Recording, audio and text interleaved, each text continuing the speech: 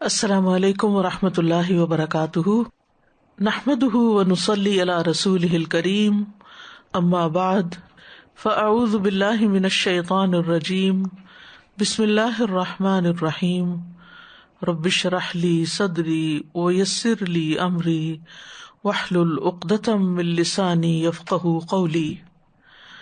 ہم قیامت کے دن کے حالات کے بارے میں پڑھ رہے تھے۔ اللہ سبحانہ وتعالی فرماتے ہیں، بسم اللہ الرحمن الرحیم،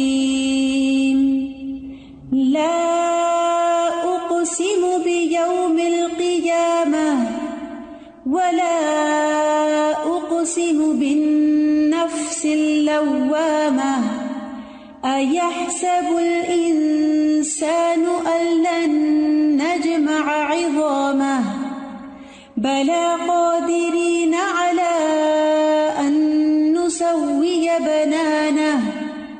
بل يريد الإنسان ليفجر أمامه يسأل أيان يوم القيامة فإذا برق البصر وخسف القمر وجمع الشمس والقمر يقول الإنسان يومئذ أين المفر كلا لا وزر إلى ربك يومئذ المستقر۔ نہیں میں قیامت کے دن کی قسم کھاتا ہوں، اور نہیں میں بہت ملامت کرنے والے نفس کی قسم کھاتا ہوں۔ کیا انسان گمان کرتا ہے کہ بے شک ہم کبھی اس کی ہڈیاں اکٹھی نہیں کریں گے؟ کیوں نہیں، ہم انہیں اکٹھا کریں گے، اس حال میں کہ ہم قادر ہیں کہ اس کی انگلیوں کے پورے درست کر کے بنا دیں۔ بلکہ انسان چاہتا یہ ہے کہ اپنے آگے آنے والے دنوں میں بھی نافرمانی کرتا رہے۔ وہ پوچھتا ہے اٹھ کھڑے ہونے کا دن کب ہوگا، پھر جب آنکھ پتھرا جائے گی اور چاند گہنا جائے گا اور سورج اور چاند اکٹھے کر دیے جائیں گے، اور انسان اس دن کہے گا کہ بھاگنے کی جگہ کہاں ہے؟ ہرگز نہیں، پناہ کی جگہ کوئی نہیں، اس دن تیرے رب ہی کی طرف جا ٹھہرنا ہے۔ وہ دن رب کے حضور حاضری کا دن ہے، حساب کتاب دینے کا دن ہے، جزا سزا کا دن ہے۔ تو اس سلسلے میں ہم پڑھ رہے تھے حوض کوثر کے بارے میں۔ ایک ہے حوض کوثر اور ایک ہے نہر کوثر۔ نہر جو ہے یا دریا جو ہے یہ جنت میں ہے، جو نبی صلی اللہ علیہ وسلم کو عطا ہوا، یعنی جنت میں ایک نہر ہے جو اللہ تعالیٰ نے اپنے نبی کو صلی اللہ علیہ وسلم کو عطا کی، جس کے بارے میں سورۃ الکوثر میں اللہ تعالیٰ فرماتے ہیں، بسم اللہ الرحمن الرحیم، انا اعطیناک الکوثر فصل لربک وانحر ان شانئک هو الابتر۔ بلا شبہ ہم نے تجھے کوثر عطا کی، پس تو اپنے رب کے لیے نماز پڑھ اور قربانی کر، یقیناً تیرا دشمن ہی لاولد ہے۔ تو یہاں اس مقام سے مراد وہ کوثر ہے جو جنت کی ایک نہر ہے، اور دوسرا ہے حوض کوثر۔ یہ حوض کوثر جو ہے یہ اسی زمین پر جس میں ہم رہتے ہیں، جہاں حشر کا میدان ہوگا تو یہ وہاں پر یہ حوض ہوگا۔ کوثر کا ویسے لفظی معنی ہوتا ہے کثرت اور وسعت۔ کوثر کا لفظ فوعل کے وزن پر ہے۔ اظہری کہتے ہیں جو ایک لغوی ہیں کہ یہ کثرت سے لیا گیا ہے، کوثر کا لفظ کثرت سے ہے اور اس کا معنی ہے بہت زیادہ بھلائی۔ فیروز آبادی کہتے ہیں کہ کوثر کا مطلب ہے ہر چیز میں کثیر تعداد، لیکن یہاں شرعی معنوں میں نہر کوثر اور حوض کوثر مختلف چیزیں ہیں، تو مختلف جگہ ہیں۔ حوض کا مطلب ہوتا ہے پانی جمع ہونے کی جگہ، اور یہ قیامت کے دن سرزمین محشر میں ہوگا، جس پر محمد صلی اللہ علیہ وسلم کی امت کے لوگ پانی پینے کے لیے آئیں گے۔ اس حوض کا پانی نہر کوثر سے آئے گا جو کہ جنت میں ہے، تو اسی وجہ سے اس کا نام حوض کوثر ہے۔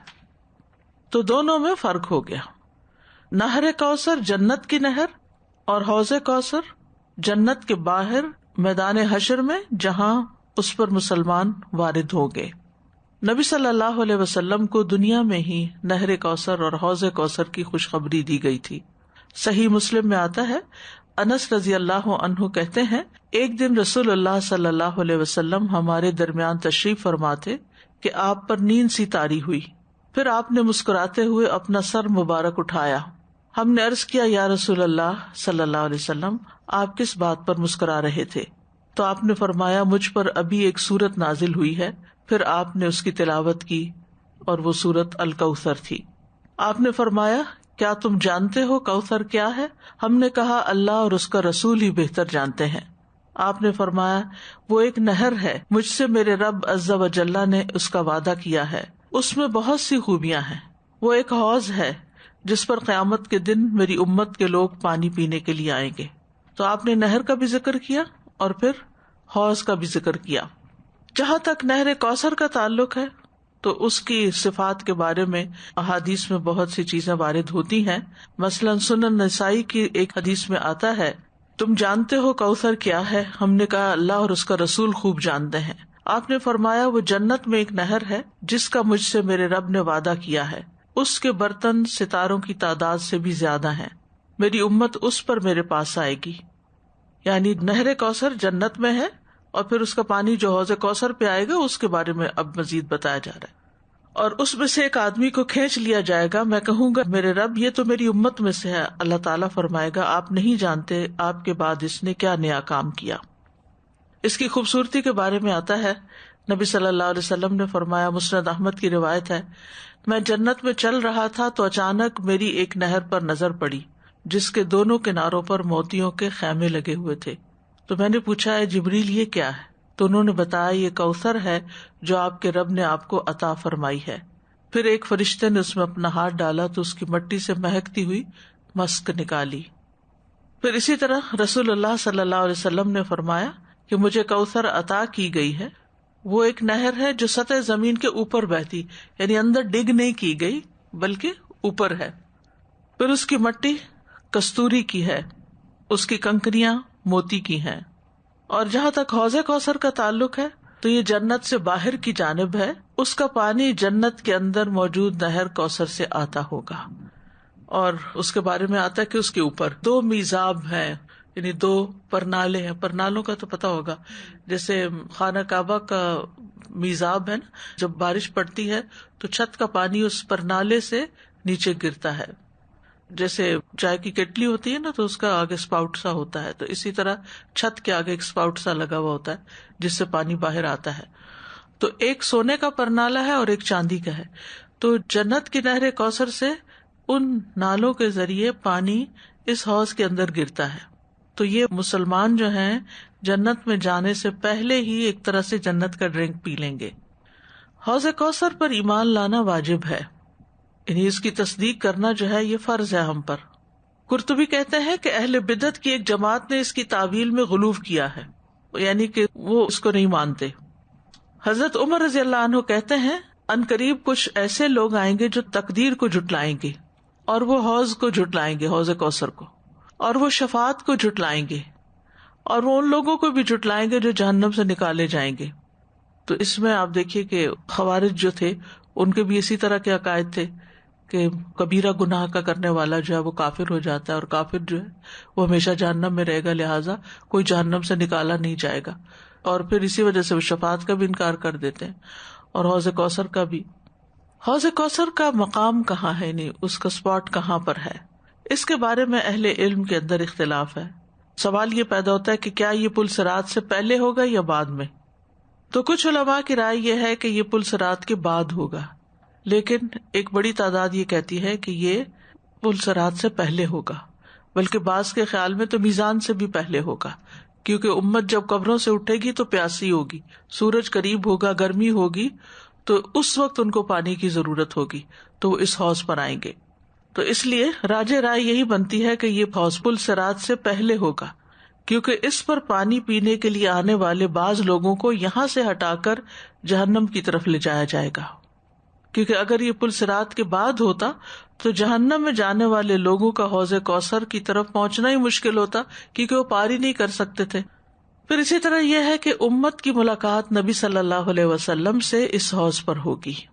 آپ نے فرمایا میں تم سے پہلے جا کر حوض پر پانی کا انتظام کرنے والا ہوں. انا فرطکم علی الحوض، یعنی امت پیچھے آتی ہوگی لیکن آپ پہلے جا کے انتظام کریں گے. نبی صلی اللہ علیہ وسلم نے انصار سے کہا میرے بعد تم دیکھو گے کہ دوسروں کو تم پر ترجیح دی جائے گی، لیکن تم صبر سے کام لینا حتیٰ کہ تم حوض پر مجھ سے آ کر ملو. انس رضی اللہ عنہ کہتے ہیں کہ میں نے نبی صلی اللہ علیہ وسلم سے قیامت کے دن اپنی شفاعت کی درخواست کی. آپ نے فرمایا میں کروں گا. میں نے عرض کیا یا رسول اللہ صلی اللہ علیہ وسلم میں آپ کو قیامت کے دن کہاں تلاش کروں گا، یعنی اتنی تعداد ہوگی لوگوں کی تو میں آپ کو کہاں ڈھونڈوں گا. آپ نے فرمایا سب سے پہلے مجھے پل صراط پر ڈھونڈنا. میں نے عرض کیا اگر میں آپ کو پل صراط پر نہ پاؤں. آپ نے فرمایا پھر مجھے میزان کے پاس تلاش کرنا. میں نے عرض کیا اگر وہاں بھی نہ ہوں تو آپ نے فرمایا پھر میں حوض کوثر پر ہوں گا، کیونکہ قیامت کے دن میں ان 3 جگہوں کے علاوہ کہیں نہیں جاؤں گا. یعنی آپ کبھی ایک جگہ پر ہوں گے، کبھی دوسرے، کبھی تیسری، کیونکہ کچھ امت کے ابھی جو نامہ اعمال ہے وہ تولے جا رہے ہوں گے. امت کے کچھ لوگ جو ہے وہ پل صراط پار کر رہے ہوں گے اور کچھ لوگ جو ہے وہ حوض پر پہنچے ہوئے ہوں گے. تو آپ صلی اللہ علیہ وسلم انہی 3 جگہوں پر آتے جاتے رہیں گے. نبی صلی اللہ علیہ وسلم نے فرمایا میں امید رکھتا ہوں کہ اللہ مجھے نالے کے پانی پر وارد فرمائے گا اور میں اس میں سے پیوں گا. لوگ حوض سے پیئیں گے اور نبی صلی اللہ علیہ وسلم نالے سے پیئیں گے. نالے کا پانی حوض میں آ رہا ہوگا، وہی پر نالا جو میں نے کہا نا. نبی صلی اللہ علیہ وسلم کا ممبر بھی آپ کے حوض پر ہوگا. رسول اللہ صلی اللہ علیہ وسلم نے فرمایا میرا ممبر میرے حوض پر ہے. وہ ایک طرح سے آپ کی پہچان ہوگا کہ یہ آپ کا ممبر ہے، آپ کا حوض ہے، کیونکہ باقی انبیاء کے حوض بھی ہوں گے جو چھوٹے ہوں گے، لیکن یہ آپ کا ممبر ہے، یہ سب سے مختلف ہوگا اور اس پر کثیر تعداد میں لوگ حاضر ہوں گے. اس سے یہ بھی پتہ چلتا ہے، علماء یہ کہتے ہیں کہ یہ سمبولک بھی ہے کہ ممبر کو کیوں حوض پر رکھا جائے گا. وہ اس وجہ سے کہ جو لوگ نبی صلی اللہ علیہ وسلم کی باتوں کو توجہ سے سنیں گے، آپ کی احادیث کو توجہ سے سنیں گے، وہ اس قابل ہوں گے کہ وہ اس حوض سے پانی پی سکیں. اور جو آپ کی سنتوں سے اعراض برتیں گے اور بدعات میں پڑ جائیں گے ان کو اس حوض سے پانی نصیب نہیں ہوگا، ان کو کھینچ لیا جائے گا. حافظ ابن حجر کہتے ہیں ممبری علی حوضی سے مراد نبی صلی اللہ علیہ وسلم کا ممبر ہے جس پر آپ دنیا میں خطبہ دیا کرتے تھے. یہ ممبر قیامت کے دن یہاں سے منتقل کر دیا جائے گا اور حوض کوثر پر نصب کر دیا جائے گا. حوض کوثر جو ہے یہ مربع شکل میں ہے، اسکوئر ہے، چوکور ہے. اس کی لمبائی اور چوڑائی برابر ہے اور دونوں لحاظ سے اس کی مسافت 1 مہینے کے برابر ہے، جیسا کہ عبداللہ ابن عمر نے بخاری اور مسلم میں روایت کیا ہے. نبی صلی اللہ علیہ وسلم نے فرمایا میرا حوض 1 مہینے کی مسافت کے برابر ہوگا. ایک اور روایت میں آتا ہے آپ نے فرمایا میرا حوض لمبائی چوڑائی میں 1 ماہ کی مسافت کے برابر ہے اور اس کے چاروں کنارے برابر ہے، یعنی چوکور ہوگا، کیونکہ چوکور جگہ ایسی ہوتی ہے کہ میکسیمم لوگ جہاں پر آ کر پانی پی سکتے ہیں. اگر گول ہو تو لوگوں کے کھڑے ہونے کی جگہ کم ہو جائے گی. اسی طرح اگر ریکٹینگولر ہو، مستطیل ہو، تو اس میں بھی 2 سائڈ تو لمبی ہوگی لیکن 2 چھوٹی ہو جائیں گی. اور یہ جو اس کی وسعت وغیرہ کے بارے میں بعض احادیث میں آتا ہے مدینہ سے صنعا تک ہوگا، بعض نے کہا عمان سے ایلا تک ہوگا.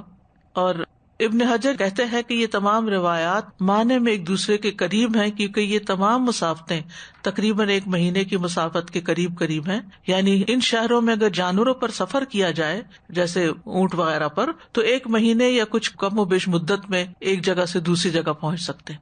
یعنی آپ نے کبھی ایک شہر کا نام لیا، کبھی دوسرے کا نام لیا. ایک اور روایت میں مدینہ سے یا مکہ سے بیت المقدس تک کا ذکر بھی آپ نے کیا، تو یہ ایک ہی طرح کی مسافت تقریباً بنتی ہے. اور پھر یہ بھی ہے کہ یہ مقدار آہستہ چلنے اور تیز چلنے کی صورت میں تھوڑی بہت مختلف ہو جائے گی. یا اگر سواری پر بوجھ لادا گیا تو سواری آہستہ چلے گی، بوجھ نہ لادا گیا تو سواری تیز چلے گی. تو اس لیے اگر الگ الگ شہروں کا نام لیا آپ نے تو اس میں کوئی کنٹراڈکشن نہیں ہے. اور علماء نے ان جگہوں کو دیکھا ہے تو تقریباً 2500 کلومیٹر فاصلہ بنتا ہے. اور اگر ایک کنارہ 2500 کلومیٹر ہے اور دوسرا 2500 اور تیسرا 2500 تو کتنے ہو گئے؟ تقریباً 10,000 اسکوائر میٹر بن جاتے ہیں. تو اتنا بڑا حوض ہے یہ، یعنی اس سے آپ اندازہ لگائیں. جنت کے 2 پرنالوں سے حوض کوثر میں پانی آئے گا. رسول اللہ صلی اللہ علیہ وسلم نے فرمایا میرے حوض میں 2 پرنالے ہیں جو جنت سے پھوٹتے ہیں، ایک چاندی کا ہے ایک سونے کا ہے، جو اس کو جنت سے پانی پہنچاتے ہوں گے. آپ نے یہ بھی فرمایا کہ حوض کوثر پر سونے چاندی کے آبخورے ہوں گے، یعنی کپس ہوں گے. دنیا میں تو سونے چاندی کے برتن میں پانی پینا منع ہے، لیکن وہاں پر امت کو آنر بخشا جائے گا اور سونے چاندی کے کپس میں پانی پلایا جائے گا. پھر آسمان کے ستاروں کی تعداد سے بھی زیادہ تعداد میں جنت کے برتن ہیں. اور فرمایا ستارے بھی ایسی اندھیری رات کے جس میں بالکل بادل نہ ہوں. پھر وہ برتن جنت کے برتنوں میں سے ہیں جو وہاں پر لائے جائیں گے. حوض کی خوبصورتی کے بارے میں سن کر صحابہ نے تکبیر پڑھی. عتبہ بن عبد السلمی رضی اللہ عنہ سے روایت ہے، وہ کہتے ہیں ایک دیہاتی رسول اللہ صلی اللہ علیہ وسلم کے سامنے کھڑا ہوا، کہنے لگا آپ کا وہ حوض جس کے متعلق آپ بیان کرتے ہیں وہ کیا ہے؟ آپ نے فرمایا اس کی لمبائی اتنی ہے جتنی صنعا اور بصرہ کے درمیان کا فاصلہ.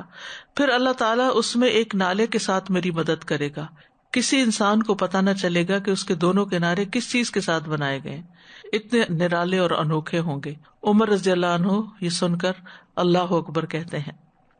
پھر حوض کوثر کے پانی کی خوبیاں کیا ہیں؟ دودھ سے زیادہ سفید ہوگا. آپ صلی اللہ علیہ وسلم سے حوض کوثر کے پانی کے بارے میں پوچھا گیا تو آپ نے فرمایا حوض کا پانی دودھ سے زیادہ سفید ہے، ٹھنڈا، میٹھا اور خوشبودار ہے. رسول اللہ صلی اللہ علیہ وسلم نے فرمایا، مسند احمد کی روایت ہے، میرے حوض کا درمیانی فاصلہ عدن اور عمان کے بقدر ہے. حوض کا پانی برف سے زیادہ ٹھنڈا، شہد سے زیادہ میٹھا اور مسک سے زیادہ خوشبودار ہے. جو ایک گھونٹ بھی پی لے گا وہ کبھی پیاسا نہ ہوگا. اور ایک اور روایت میں آتا ہے اس کے چہرے کا رنگ کبھی سیاہ نہ ہوگا، یعنی جو پی لے گا ایک دفعہ یہ پانی اس کا چہرہ چمک اٹھے گا. حوض پر وارد ہونے والوں کی جو تعداد ہے وہ بہت کثیر ہوگی، یعنی بہت زیادہ تعداد میں لوگ اس میں حاضر ہوں گے. زید بن ارقم سے روایت ہے، وہ کہتے ہیں کہ ہم لوگ رسول اللہ صلی اللہ علیہ وسلم کے ساتھ ایک سفر میں تھے، بس ہم نے ایک جگہ پر پڑاؤ ڈالا تو آپ نے فرمایا تم ان لوگوں کا 1,00,000واں حصہ بھی نہیں جو حوض کوثر پر میرے پاس آئیں گے. تو اس میں اس طرف اشارہ تھا کہ آپ کے بعد آپ کی امت کی تعداد بہت بڑھ جائے گی، یعنی قیامت تک آپ کی امت جو ہے اس میں سے جو نیک لوگ ہوں گے وہاں پر پانی پیئیں گے. عمر بن مرہ کہتے ہیں میں نے زید سے کہا آپ لوگ اس دن کتنے تھے؟ انہوں نے کہا 700 یا 800 تھے. حوض پر آنے والے لوگ پسندیدہ ہوں گے. خولہ بنت حکیم کہتی ہیں میں نے کہا یا رسول اللہ کیا آپ کا حوض ہوگا؟ آپ نے فرمایا ہاں، اور اس حوض پر میرے پاس آنے والوں میں سب سے زیادہ پسندیدہ لوگ تمہاری قوم کے لوگ ہوں گے. یہ انصاریہ تھی. حوض پر آنے والوں کی اکثریت فقراء مہاجرین کی ہوگی. نبی صلی اللہ علیہ وسلم نے فرمایا حوض کوثر پر آنے والوں میں اکثریت فقراء مہاجرین کی ہوگی جو پراگندہ بالوں والے اور میلے کپڑوں والے ہیں. وہ آسودہ حال عورتوں سے شادی نہیں کرتے، نہیں کر نہیں سکتے، بند دروازے ان کے لیے نہیں کھولے جاتے اور وہ اپنی ذمہ داریاں ادا کرتے ہیں لیکن ان کے حقوق پورے نہیں کیے جاتے. یعنی جو لوگ مکہ سے ہجرت کر کے مدینہ آئے اور ان کے رہنے اور کھانے پینے کا کوئی پراپر انتظام نہیں تھا، اصحاب صفہ میں بہت سے لوگ شامل تھے، تو ظاہر ہے کہ نہ لباس زیادہ نہ کھانا پینا زیادہ، ان کی معاشی حالت جو تھی وہ ایسی نہ تھی کہ لوگ ان کی طرف توجہ دیتے ان سے رشتہ قائم کرنے میں یا ان کے ساتھ تعلق رکھنے میں.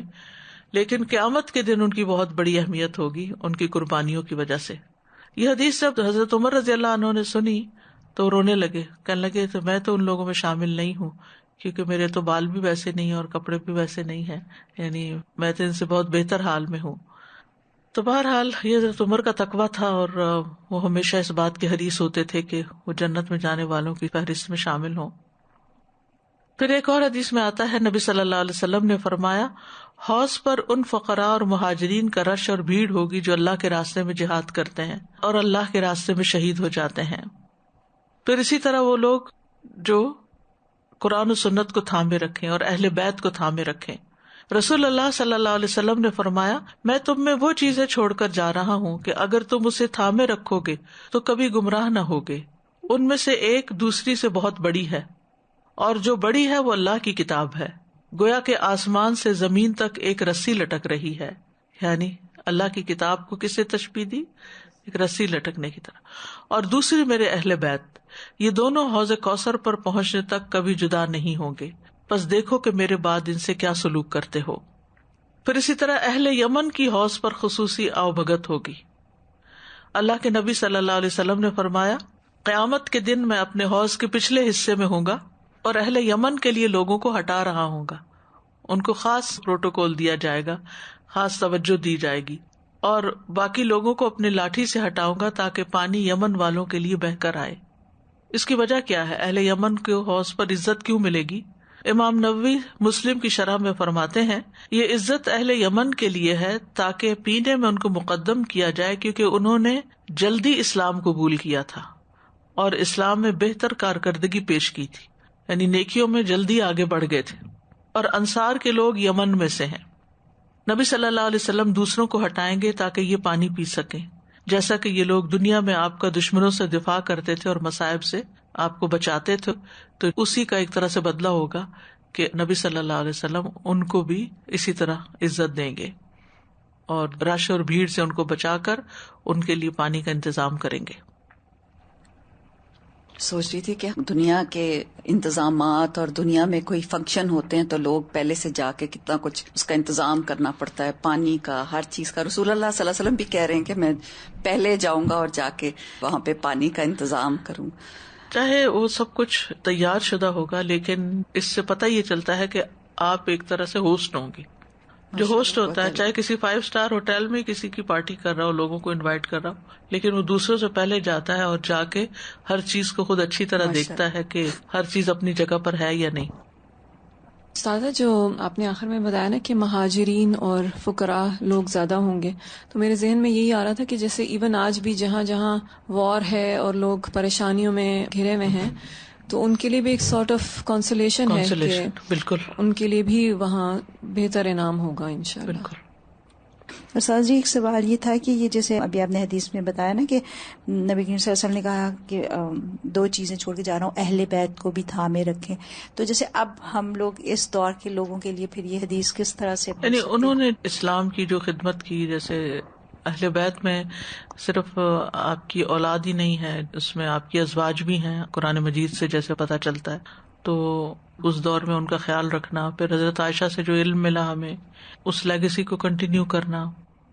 ایک کوشچن ذہن میں آ رہا تھا استاذہ جی کہ حوض کوثر سے یعنی جن کو بھی پانی انشاءاللہ نصیب ہوگا، اللہ تعالیٰ ہم سب کو ان میں کرے، وہ باقی آگے کی سٹیجز میں ایک طرح سے امان والے ہوں گے، امن میں آگے، کیونکہ کوئی بھی جو پانی پیے گا وہ کبھی پیاسا نہیں ہوگا جی، اور ان کو نبی صلی اللہ علیہ وسلم کی شفاعت بھی نصیب ہوگی. اور اگر جیسے ہم نے ابھی پچھلی کلاسز میں جہاں شفاعت کے بارے میں پڑھا تھا کہ کچھ لوگوں کی ایمان بھی ہے، نیکیاں بھی ہیں، لیکن قابل سزا چیزیں بھی ہوں گی اور اس طرح، تو پھر وہ محروم بھی. ابھی اگلا ٹاپک یہی آ رہا ہے کہ کچھ لوگ حوض کوثر سے محروم رکھے جائیں گے، یعنی سب وہاں نہیں پہنچ سکیں گے. استاذہ جی، میں سوچ رہی تھی وہ جو دعا ہے نا، اللہم احینی مسکینہ و امیتنی مسکینہ، اس وقت آپ نے جب اس کی تفسیر کری تھی اس میں یہی کہا تھا کہ 500 سال پہلے جو ہیں یہ فقراء وغیرہ، تو آج اس سے بھی ایسا ہی محسوس ہو رہا ہے کہ وہ لوگ پہلے جائیں گے اور ان کو ملے گا، یعنی دنیا کے محرومی کو کمپنسیٹ کر دیا جائے گا. استاذہ جی ایک بس آخری بات، ابھی جیسے آپ نے فرمایا نا کہ اس کے بعد پھر چہرے جو ہیں وہ کبھی سیاہ نہیں ہوں گے، چمکتے رہیں گے، تو مجھے وہ سورہ کی آیت بھی یاد آ رہی تھی کہ کچھ چہرے وجوہ یومئذ ناظرہ جی الی ربہا ناظرہ. بالکل. اب ہے حوض کوثر سے محروم رہنے والے لوگ. عبداللہ بن بریدہ اسلمی کہتے ہیں کہ عبید اللہ بن زیاد کو حوض کوثر کے ثبوت میں شک تھا.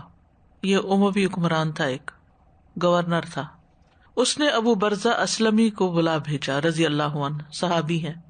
وہ آئے تو عبید اللہ کے ہم نشینوں نے ان سے کہا کہ امیر نے آپ کو اس لیے بلایا ہے کہ آپ سے حوض کوثر کے متعلق دریافت کرے. کیا آپ نے اس حوالے سے رسول اللہ صلی اللہ علیہ وسلم سے کچھ سنا ہے؟ انہوں نے فرمایا، ہاں، میں نے رسول اللہ صلی اللہ علیہ وسلم کو اس کا تذکرہ کرتے ہوئے سنا ہے. اب جو اس کی تکذیب کرتا ہے اللہ عز و جل اسے اس حوض سے سیراب نہ کرے، یعنی جو اس کو جھٹلائے وہ اس سے سیراب نہیں ہوگا. ابن حجر نے 50 سے زیادہ صحابہ سے حوض کوثر کے بارے میں احادیث نریٹ کی ہیں، تو یہ تواتر کے درجے تک پہنچی ہوئی احادیث ہیں. تواتر کا تو معلوم ہے نا آپ کو کہ اتنی کثیر تعداد راویوں کی ہو کہ جن کا جھوٹ پر اکٹھے ہونا ممکن ہی نہ ہو. تو اس لیے اس میں شک نہیں کرنا چاہیے. شک کس بنا پہ لوگوں نے کیا کہ قرآن مجید میں اس کا ذکر نہیں ہے. قرآن مجید میں نہر کوثر کا ذکر ہے, اس کا ذکر نہیں ہے, حالانکہ کثیر تعداد میں احادیث موجود ہیں. تو اس پر ایمان رکھنا چاہیے. تو جو لوگ اس سے محروم رکھے جائیں گے ان میں سے کچھ وہ ہوں گے جو آپ کے بعد دین سے پھر جانے والے ہیں. نبی صلی اللہ علیہ وسلم نے فرمایا, میں حوض کوثر پر کھڑا ہوں گا کہ ایک جماعت میرے سامنے آئے گی, اور جب میں انہیں پہچان لوں گا تو ایک شخص فرشتہ میرے اور ان کے درمیان نکلے گا اور ان سے کہے گا کہ ادھر آؤ. میں کہوں گا کہ کدھر؟ وہ کہے گا کہ اللہ کی قسم جہنم کی طرف. میں کہوں گا کہ ان کے کیا حالات ہیں؟ وہ کہے گا کہ یہ لوگ آپ کے بعد زبردستی الٹے پاؤں واپس لوٹ گئے تھے. پھر ایک اور گروہ میرے سامنے آئے گا, جب میں انہیں بھی پہچان لوں گا تو ایک شخص یعنی فرشتہ میرے اور ان کے درمیان سے نکلے گا اور ان سے کہے گا ادھر آؤ. میں پوچھوں گا کہاں؟ تو کہے گا اللہ کی قسم جہنم کی طرف. میں کہوں گا کہ ان کے حالات کیا ہیں؟ فرشتہ کہے گا یہ لوگ آپ کے بعد زبردستی الٹے پاؤں واپس لوٹ گئے تھے. تو میں نہیں خیال کرتا کہ ان میں سے کچھ بچ نکلیں گے, مگر اتنے کہ جتنے ریوڑ سے بھٹکے ہوئے اونٹ ہوتے ہیں, یعنی باقیوں کو وہ لے جائیں گے. قرطبی کہتے ہیں کہ تمام علماء کہتے ہیں پس ہر وہ شخص جو اللہ کے دین سے مرتد ہو گیا, پھر گیا, یا اس نے ایسا مسئلہ گھڑ لیا جس پر اللہ راضی نہیں, یعنی اپنے پاس سے دین میں کوئی نیا کانسیپٹ نکال لیا اور اللہ نے اس کی اجازت نہیں دی, تو یہ ان لوگوں میں شامل ہوگا جنہیں حوض کوثر سے دھتکار دیا جائے گا اور انہیں اس سے دور کر دیا جائے گا. اور سب سے زیادہ حقارت اور نفرت سے ان لوگوں کو دھتکارا جائے گا جو مسلمانوں کی جماعت کی مخالفت کرتے ہیں اور ان کے راستے سے الگ ہو جاتے ہیں, جیسا کہ خارجیوں کے تمام فرقے, اور اسی طرح باقی فرقے جو امت میں بنے جو اصل سے ہٹ گئے, یعنی جنہوں نے اپنی خواہشات کو مقدم رکھا. اسی طرح ظالم لوگ جو ظلم و ستم کرنے میں اور حق کو مٹانے میں اور اہل حق کو قتل کرنے میں اور ان کو ذلیل کرنے میں حد سے بڑھ جائیں, اور وہ لوگ جو علل اعلان کبیرہ گناہوں کا ارتکاب کریں وہ بھی حوض سے ہٹائے جائیں گے اور گناہوں کو ہلکا جانیں. اسی طرح کجرو خواہشات اور بدعات والے لوگوں کی جماعت کو بھی حوض کوثر سے دھتکار دیا جائے گا. اب کچھ لوگ تو وہاں سے ہٹا کر جہنم کی طرف لے جائے جائیں گے, جیسے اوپر آیا کہ جو مرتد ہو گئے. کچھ لوگ ایسے ہیں کہ جو کبیرہ گناہوں کی وجہ سے آپ کے ہاتھ سے پانی پینے سے محروم رہیں گے اور پھر جہنم میں جانے کے بعد آپ کی شفاعت سے نکل آئیں گے.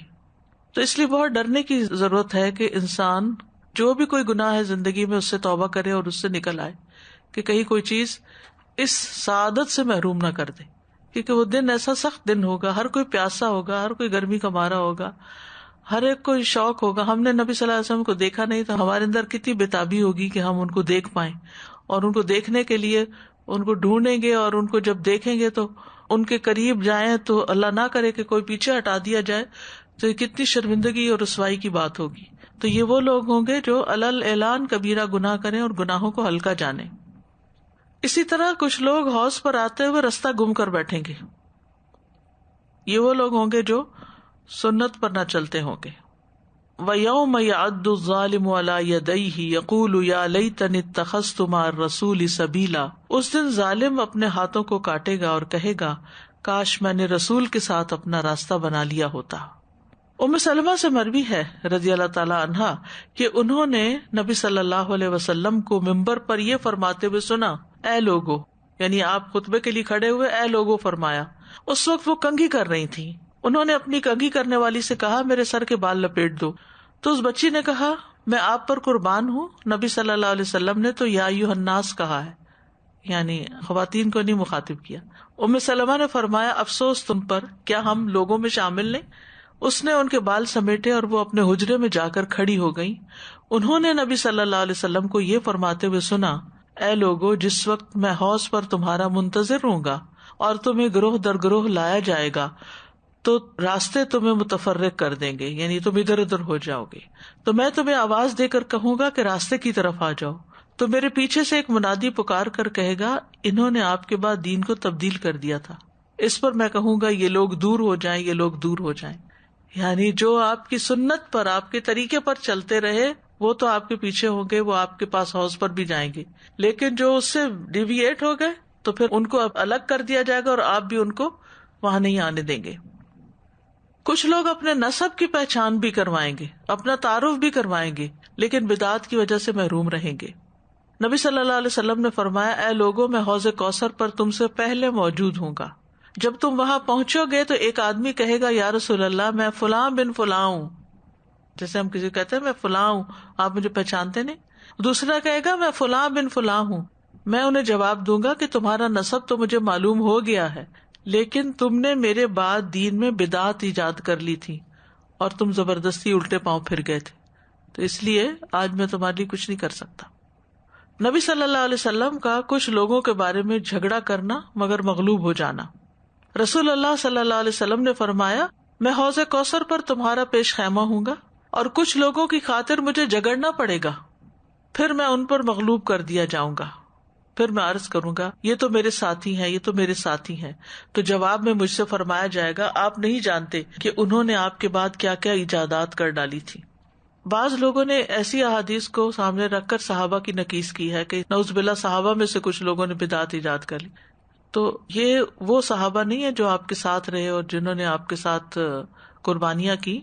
اس سے مراد وہ لوگ ہیں جو دین سے پھر گئے تھے، جو مسلمان ہوئے لیکن اس کے بعد حضرت ابو بکر نے جسے مرتدین کے خلاف جنگ بھی کی تھی، تو ان کی طرف اشارہ ہے۔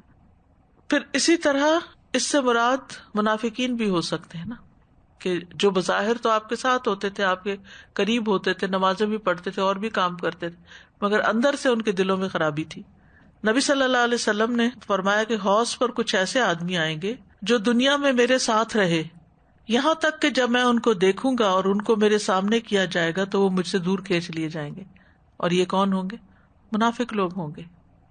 پھر اسی طرح جھوٹ کا ساتھ دینے والے اور ظلم پر تعاون کرنے والوں کی محرومی ہوگی۔ کعب بن عجرہ رضی اللہ عنہ کہتے ہیں کہ رسول اللہ صلی اللہ علیہ وسلم ہمارے پاس تشریف لائے، ہم 9 آدمی تھے اور ہمارے درمیان چمڑے کا ایک تکیہ پڑا ہوا تھا۔ آپ نے فرمایا، میرے بعد کچھ ایسے امراء بھی آئیں گے جو جھوٹ سے کام لیں گے اور ظلم کریں گے، سو جو آدمی ان کے پاس جا کر ان کے جھوٹ کو سچ قرار دے گا اور ظلم پر ان کی مدد کرے گا، اس کا مجھ سے اور میرا اس سے کوئی تعلق نہیں، اور وہ میرے پاس حوض کوثر پر بھی نہیں آ سکے گا۔ یعنی اگر کوئی ظلم کر رہا ہو تو اس کا ساتھ نہیں دینا چاہیے، خاص طور پر جو حکمران ہوتے ہیں۔ اور جو شخص ان کے جھوٹ کی تصدیق نہ کرے اور ظلم پر ان کی مدد نہ کرے تو وہ مجھ سے ہے اور میں اس سے ہوں، اور وہ میرے پاس حوض کوثر پر بھی آ سکے گا۔ پھر اسی طرح کچھ لوگ برتن اور مشکیزیں بھی لے کر آئیں گے وہاں، لیکن محروم رہیں گے۔ مسند احمد کی روایت ہے جابر رضی اللہ عنہ سے کہ انہوں نے نبی صلی اللہ علیہ وسلم کو یہ فرماتے ہوئے سنا کہ میں تم سے پہلے وہاں موجود ہوں گا، اگر تم مجھے نہ دیکھ سکو تو میں حوض کوثر پر ہوں گا، جو کہ ایلا سے مکہ تک کی درمیانی مسافت کا حوض ہوگا، اور ان قریب کئی مرد عورت مشکیزیں اور برتن لے کر آئیں گے، لیکن اس میں سے کچھ بھی نہ پی سکیں گے، کیونکہ انہوں نے آپ کی اطاعت میں زندگی نہیں گزاری ہوگی۔ تو یہاں حوض کا باب ختم ہوتا ہے۔ السلام علیکم رحمۃ اللہ۔ رضا جی سر کوشچن کہ لوگوں کو رسول خود پلائیں گے، یعنی پیالوں میں پلائیں گے یا ان کے ہاتھ سے؟ ہر ایک کو اپنے ہاتھ سے نہیں دیں گے، پیالے وہاں رکھے ہوئے ہوں گے، لوگ خود پیئیں گے وہاں سے، ٹھیک ہے۔ لیکن کچھ لوگ ایسے ہوں گے کہ جن کو خاص لوگ ہوں گے، وی آئی پیز۔ جی بس ایک یہ جو ابھی آپ نے فرمایا کہ مشکیزیں اور برتن لے کے آئیں گے، اس کو تھوڑا اور بس اتنا ہی پتہ چلتا ہے، اس کی کوئی ڈیٹیل نہیں پتہ چلتی۔ کہنے کا مطلب یہ ہے کہ چاہے کوئی کتنی بھی تیاری کے ساتھ آیا ہو، لیکن جب تک عمل نہیں ہے تو وہاں سے فائدہ نہیں ہوگا۔ استاذہ جی مجھے یہ ہوتا ہے کہ لوگ اس طرح کی حدیثیں جھٹلاتے ہیں اور ان کو کیا فائدہ ہوتا ہے؟ پھر وہ جو ہے نا دعا بھی نہیں کرتے ہوں گے۔ اب جیسے ہم سن رہے ہیں تو ہمارا کتنا دل چاہ رہا ہے نا، ہمارے دل سے دعا نکل رہی ہے اللہ تعالیٰ۔ آپ نے دعا کی بات کی، ابو برزہ الاسلمی نے یہ جو عبید اللہ بن زیاد کی بات تھی نا، تو اس کے اوپر اس نے کہا کہ جو جھٹلائے تو اس کو نصیب نہ ہو، لیکن کہا کہ مدینہ میں کتنی ہی خواتین ایسی ہیں جو پیچھے میں نے چھوڑی ہیں، جن کے بارے میں میں جانتا ہوں کہ انہوں نے کبھی کسی نماز کو چھوڑا ہی نہیں کہ اس میں حوض کوثر سے پانی پینے کی دعا نہ کی ہو۔ ہم نے زندگی میں کتنی دعائیں کی اس کے لیے کہ اللہ تعالیٰ ہمیں اس حوض سے پانی نصیب کرنا، تو ہمیں بھی یہ دعا اپنی نمازوں میں شامل کر لینی چاہیے۔ السلام علیکم استاذہ جی، میں پوچھنا چاہ رہی تھی، آپ نے بولا کہ جو مرتد ہو جاتے ہیں دین سے تو ان کو وہ ہٹا دیں گے, چھوڑ دیں گے نا. تو پھر جو خاندان میں اگر ہو گئے ہیں اور پھر ان سے ملنا چاہیے ان کو, کیا ہے؟ دنیا میں تو میل جول ہوگا ہی, لیکن یہ ہے کہ آخرت میں وہ الگ کر دیے جائیں گے. امتحان المؤمنین, ایمان اور نفاق کا امتحان. جب اللہ تعالیٰ پہلے آنے والے اور بعد میں آنے والے لوگوں کو حشر میں جمع کرے گا اور لوگ حشر میں جمع کیے جائیں گے اور کافروں کو آگ کی طرف لے جایا جائے گا, تو اسلام کے ساتھ نسبت رکھنے والے باقی رہ جائیں گے. ٹھیک ہے, یعنی سارے لوگ اکٹھے ہو گئے, پھر اس کے بعد کافروں کو جہنم میں پھینک دیا گیا, اب صرف مسلمان باقی رہے. وہ اللہ تعالیٰ کا انتظار کر رہے ہوں گے. بس اللہ تعالیٰ اپنی صورت کے علاوہ دوسری صورت میں آئے گا, جیسا کہ صحیح بخاری میں ہے کہ اللہ تعالیٰ ان کا امتحان کرے گا. مومن اپنے رب کو پہچانتے ہوں گے, بس جب اللہ تعالیٰ اپنی صورت میں آئے گا تو وہ مسلمان سجدے میں گر جائیں گے, جو دنیا میں اللہ کی رضا کے لیے سجدہ کرتے تھے, کیونکہ وہ اپنے رب کو پہچان لیں گے. اور جہاں تک منافقوں کا تعلق ہے, جو دنیا میں ریاکاری کے لیے سجدے کرتے تھے, تو اللہ تعالیٰ ان میں سے ہر آدمی کی پشت کو ایک ہی تختے کی مانند بنا دے گا. اکڑ جائے گی کمر, جھک نہ سکیں گے, وہ سجدے کی استطاعت نہیں رکھیں گے. یہ امتحان اس لیے ہوگا کہ ایمان والوں میں جو منافقین موجود ہیں وہ ظاہر ہو جائیں. سمجھ آئی؟ امتحان المومنین حشر کے میدان کا ایک اسپاٹ ہے جہاں پر یہ ہوگا. پھر اللہ تعالیٰ ان کو بلائے گا, وہ اس کے حکم کی پیروی کریں گے, تو اللہ تعالیٰ ان کو جہنم کے کنارے پر لے جائے گا اور نبی صلی اللہ علیہ وسلم سفارش کریں گے. پھر جہنم کی پشت پر پل صراط کو گاڑنے کا حکم دیا جائے گا. تو اس سے کیا پتہ چلتا ہے کہ اس سے پہلے ہے. پھر پل صراط کو جہنم کی پشت پہ گاڑ دیا جائے گا, اور یہی الصراط ہے, یعنی یہی وہ راستہ ہے جس سے گزر کر لوگ جنت کی طرف جائیں گے.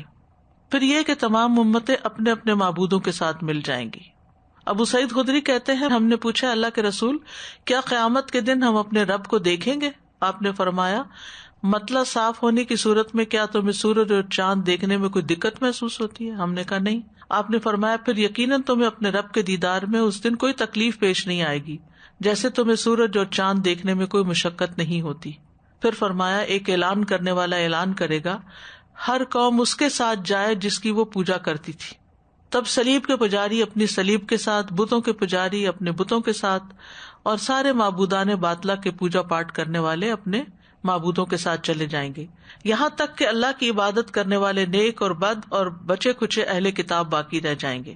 اس کے بعد جہنم ان کے سامنے لائی جائے گی جو سراب کی طرح ہوگی. پھر یہود سے پوچھا جائے گا, تم کس کی عبادت کرتے تھے؟ وہ کہیں گے, ہم اللہ کے بیٹے عزیر کی پوجا کرتے. انہیں کہا جائے گا, تم جھوٹے ہو, اللہ کی نہ بیوی ہے نہ اولاد, اب تم کیا چاہتے ہو؟ وہ کہیں گے, ہم پانی پینا چاہتے ہیں کہ ہمیں اس سے سیراب کیا جائے. ان سے کہا جائے گا, جاؤ پانی پیو, تو وہ جہنم میں گر پڑیں گے, کیونکہ سراب کے پیچھے جاتے جاتے جاتے اندر چلے جائیں گے. پھر اسی طرح نصارہ سے پوچھا جائے گا, تم کس کی عبادت کرتے تھے؟ وہ جواب دیں گے, ہم اللہ کے بیٹے مسیح کی پوجا کرتے تھے. ان سے کہا جائے گا, تم جھوٹے ہو, کیونکہ اللہ کی نہ کوئی بیوی ہے نہ بیٹا, اب تم کیا چاہتے ہو؟ وہ جواب دیں گے, ہم پانی سے سیراب ہونا چاہتے ہیں. ان سے کہا جائے گا, جاؤ پیو, اور وہ بھی جہنم میں گر پڑیں گے. ایک اور روایت میں ہے, پس ہر گروہ اس کی طرف جائے گا جس کی وہ دنیا میں عبادت کرتا تھا اور دنیا میں جس سے محبت کرتا تھا. آپ نے فرمایا, وہ چلیں گے اور ان کے لیے ان چیزوں کی شبیہ کر دی جائے گی, یعنی وہ چیزیں, وہ انسان ہو یا کچھ, تو ان کی پکچر جیسے سامنے آ جائے گی جن کی وہ عبادت کرتے تھے. پس ان میں سے بعض سورج کی طرف چلے جائیں گے, بعض چاند کی طرف, بعض پتھروں کے بتوں کی طرف, ان شبیہوں کی طرف جن کی وہ عبادت کرتے تھے. جو عیسیٰ علیہ السلام کی عبادت کرتے تھے ان کے لیے شیطان کو عیسیٰ علیہ السلام کی شکل میں کر دیا جائے گا. جو عزیر علیہ السلام کی عبادت کرتے تھے ان کے لیے شیطان کو عزیر علیہ السلام کی شکل میں کر دیا جائے گا. پھر امت محمد باقی رہ جائے گی. ابو سعید خدری کہتے ہیں, رسول اللہ صلی اللہ علیہ وسلم نے فرمایا, یہاں تک کہ اللہ کی عبادت کرنے والے نیک اور بد باقی رہ جائیں گے. پھر ان سے کہا جائے گا, تمہیں یہاں کس چیز نے روک رکھا ہے جبکہ باقی سب لوگ اپنے معبودوں کے ساتھ جا چکے ہیں؟ وہ کہیں گے, ہم دنیا میں ان سے ایسے وقت جدا ہو گئے تھے کہ ہمیں ان کی زیادہ ضرورت ہے, یعنی ہم دنیا میں ان کے ساتھ ہی نہ تھے تو آخرت میں بھی ان کے ساتھ نہیں رہنا چاہتے تھے. بلا شبہ ہم نے ایک اعلان کرنے والے کو اعلان کرتے ہوئے سنا, ہر شخص اس کے ساتھ چلا جائے جس کی وہ عبادت کرتا تھا. ہم اپنے رب کی عبادت کرتے تھے, ہم اپنے رب کے منتظر ہیں. پھر اللہ الجبار ان کے سامنے اس صورت کے علاوہ دوسری صورت میں آئے گا جس میں انہوں نے اسے پہلی مرتبہ دیکھا ہوگا. وہ کہے گا, میں تمہارا رب ہوں. وہ کہیں گے, واقعی تو ہمارا رب ہے. اس دن انبیاء علیہ السلام کے علاوہ کوئی اللہ سے گفتگو نہ کرے گا. اللہ فرمائے گا کیا تمہیں اپنے رب کی کوئی نشانی معلوم ہے جس کے ذریعے تم اسے پہچان سکو؟ وہ کہیں گے اس کی پنڈلی کے ذریعے. پھر اللہ اپنی پنڈلی کھول دے گا تو ہر مومن اس کے حضور سجدہ ریز ہو جائے گا. صرف وہ لوگ باقی رہ جائیں گے جو محض ریاکاری اور شہرت کے لیے سجدے کرتے تھے. وہ سجدہ کرنا چاہیں گے لیکن ان کی کمر تختے کی طرح سخت ہو جائے گی.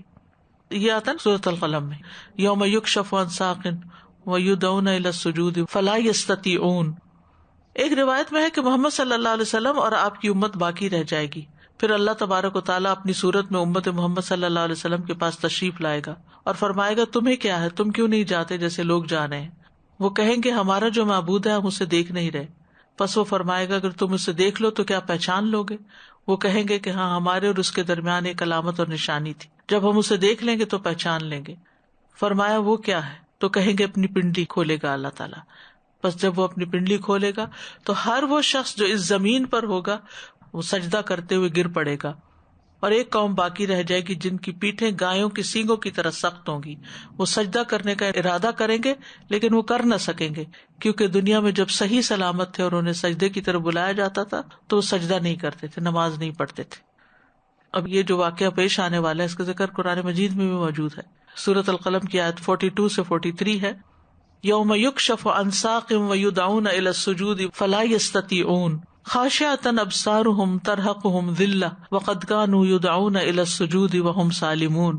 جس دن پنڈلی کھول دی جائے گی اور انہیں سجدہ کرنے کو بلایا جائے گا تو یہ سجدہ نہ کر سکیں گے، ان کی نگاہیں جھکی ہوئی ہوں گی، ان پر ذلت چھا رہی ہوگی. وہ دنیا میں سجدے کی طرف بلائے جاتے تھے، اس وقت وہ صحیح سالم تھے. اسی طرح منافق سجدہ نہ کر سکے گا. رسول اللہ صلی اللہ علیہ وسلم نے فرمایا ہر منافق باقی رہ جائے گا پس وہ سجدہ کرنے کی طاقت نہ رکھے گا. سجدے کے بعد ہر ایک کو نور ملے گا اور پل صراط نصب کیا جائے گا. آتا ہے نا قرآن مجید میں کہ یعنی لوگوں کو نور دیا جائے گا، کسی کا نور پہاڑوں کی طرح ہوگا، کسی کا کم زیادہ. عبداللہ بن مسعود کہتے ہیں نبی صلی اللہ علیہ وسلم نے فرمایا کہ پھر اللہ تعالیٰ فرمائے گا تم اپنے سروں کو اٹھاؤ، سجدے سے اٹھ جاؤ. پس وہ سروں کو اٹھا لیں گے اور وہ انہیں ان کے اعمال کے مطابق نور عطا کرے گا. یہ مقام ہوگا نور ملنے کا. ان میں سے بعض وہ ہوں گے جنہیں بڑے پہاڑ کی طرح نور دیا جائے گا جو ان کے درمیان دوڑے گا. ان میں سے بعض کو اس کا نور اس سے چھوٹا دیا جائے گا یعنی پہاڑ سے، اور ان میں سے بعض کو کھجور کے درخت کی طرح اس کے ہاتھ میں دیا جائے گا، جیسے وہ نہیں پکڑی ہوئی ہوتی مشل جو ہوتی، اور ان میں سے بعض کو اس سے چھوٹا دیا جائے گا، یہاں تک کہ ان کا آخری شخص وہ ہوگا جسے نور اس کے پاؤں کے انگوٹھے کے برابر دیا جائے گا. کبھی وہ جلے گا اور کبھی بجھے گا. پس جب وہ اپنے قدم کو روشن کرے گا تو بڑھ جائے گا، جب بجھے گا تو کھڑا ہو جائے گا. اور رب تعالیٰ ان کے سامنے ہوگا یہاں تک کہ وہ ان کے ساتھ جہنم کی طرف گزرے گا تو اس کا اثر تلوار کی تیزی کی طرح باقی رہے گا. پس وہ فرمائے گا گزر جاؤ. بعض لوگوں کو سورج کے نور کی مانند نور ملے گا.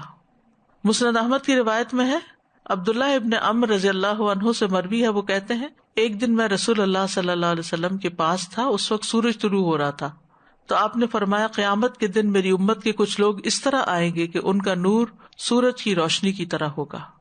تو ابو بکر رضی اللہ عنہ نے پوچھا یا رسول اللہ کیا وہ ہم لوگ ہوں گے؟ آپ نے فرمایا نہیں، تمہارے لیے خیر کثیر ہے، لیکن یہ وہ فقراء اور مہاجرین ہوں گے جنہیں زمین کے کونے کونے سے جمع کر لیا جائے گا. اب پہاڑ جتنا نور تو اپنی جگہ ہے، لیکن سورج کی روشنی تو پھر سورج کی روشنی ہے نا. پھر پل صراط کو جہنم کی پشت پر رکھا جائے گا. ابو سعید خدری کہتے ہیں آپ نے فرمایا اللہ اپنی پنڈلی سے پردہ ہٹا دے گا، مومن سجدے میں گر جائیں گے، صرف وہی باقی رہیں گے جو ریاکاری اور شہرت کے طور پہ سجدہ کرتا تھا، وہ اپنی گدی کے بل گر پڑے گا اور پھر پل صراط کو جہنم کی پشت پہ رکھ دیا جائے گا. تو انشاءاللہ تعالیٰ کل ہم پھر پل صراط کے بارے میں پڑھیں گے. میں سوچتی ہوں کہ یہ ایسے حقائق ہیں جو پیش آ کے رہنے والے ہیں اور مسلمانوں کی اکثریت ان کے بارے میں لا علم ہے، کو پتہ ہی نہیں کہ یہ سب کچھ ہونے والا ہے. استاذ جی جو اسپیشلی جو مومنین کا امتحان ہے وہاں پہ دوبارہ سجدے کی جو بات ہے، یہ تو مجھے لگتا ہے 99.9% لوگوں کو نہیں معلوم ہوگا کہ وہاں جا کے پھر یہ حکم ہے اور اس کے بغیر نہیں آگے بڑھ سکتے آپ. یعنی ہر مقام جو ہم پڑھ رہے ہیں نا اس کے اپنے مسائل، اعمال نامہ تقسیم ہونے کے، پھر اس کے تولے جانے کے، اس کو پڑھنے کے، پھر اللہ سبحانہ و تعالیٰ کے ساتھ ملاقات جس میں سوال جواب ہوں گے. اور سازا یہ نور کی بات تو قرآن شریف میں اور ہمیں دعا بھی سکھائی گئی ہے. سورۃ الحدید میں آتی ہے نا، ربنا اتمم لنا نورنا واغفر لنا انک علی کل شیء قدیر. تو لیکن پھر بھی ہم یقین نہ کریں. ہاں یقین پھر بھی نہ کریں. مجھے یہی ہوتا ہے. اور جب یہ پڑھتے ہیں تو ہم وقتی طور پہ، لیکن آج جب جیسے پڑھا ہے نا تو اب پورا ایک منظر سامنے آ گیا. بالکل. یعنی جس چیز کا ہم سے تقاضا کیا گیا ہے، جو کچھ کرنا چاہیے، وہ سب معنی رکھتا ہے. ایسے نہیں بس کہہ دیا گیا کرو یا نہ کرو، مرضی ہے تمہاری، اپنے لیے نور اکٹھا کرو یا نہ کرو، بس سب ایسے ہی نکل جائیں گے ایک بھیڑ ہلے گلے میں. جو سبق ہمیں ملتا ہے وہ یہ کہ یہ زندگی جو ہے ہمیں سنجیدگی سے گزارنے کی ضرورت ہے. اس کو ضائع نہیں کرنا بلکہ اس دن کی تیاری کرتے رہنا ہے. وآخر دعوانا ان الحمد للہ رب العالمین. سبحانک اللہم وبحمدک اشہد ان لا الہ الا انت استغفرک واتوب الیک. السلام علیکم ورحمۃ اللہ وبرکاتہ.